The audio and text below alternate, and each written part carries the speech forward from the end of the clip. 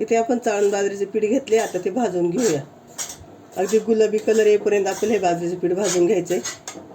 बारीक गॅसवर भाजायचे, फास्ट गॅसवर नाही भाजायचं. एवढं पीठ भाजलं ना की आपल्याला 5-6 दिवस जातं ते, थोडं थोडं टाकून केलं तर.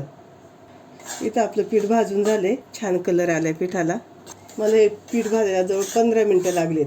1.5 ग्लास पाणी घेतलंय. गॅस चालू करू आणि पाण्याला उकळी येऊन देऊ आपण.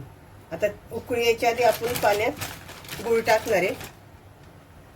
गूळ तुम्हाला जेवढं गोड पाहिजे त्याप्रमाणे गूळ टाका. आणि त्यामध्ये आपण कच्चं तेल 1 चमचाभर ओतणार आहे. आता त्याला उकळी येऊन देऊ आपण. आपण बाजरीचं पीठ भाजलं होतं, ते बाजरीचं पीठ इथं घेणार आहे. त्यामध्ये पाणी ओतणार आहे आणि हे पीठ मिक्स करून घेणार आहे आपण. याच्यात एकही गुठळी नाही ठेवायची. पाण्याला उकळी येईपर्यंत हे पीठ कालवून घ्यायचं आपल्याला. इथं पाण्याला उकळी आली आहे. आपण बाजरीचं पीठ कालवलं होतं ते पीठ ओतून घेऊया. आता याला परत उकळी येऊन देऊ. इथं बाजरीचं पीठ आपण भाजलेलं आहे, त्यामुळे जास्त वेळ नाही उकळी येऊन द्यायची. अगदी 1-2 मिनिटं उकळी येऊन द्यायची त्याला.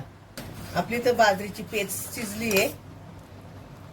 त्यामध्ये वर आपण दूध ओतणार आहे. दूध ओतलं का मिक्स करून घेणार आणि हलकीशी उकळी आली का लगेच बंद करून टाकायचं. इथे बघा आपली बाजरीची पेज छान तयार झाली. तुम्ही सकाळी चहा पिता, चहाऐवजी जर हे पिला तर एकदम भारी लागते. चहा सोडण्यासाठी उत्तम पर्याय बाजरीची पेज.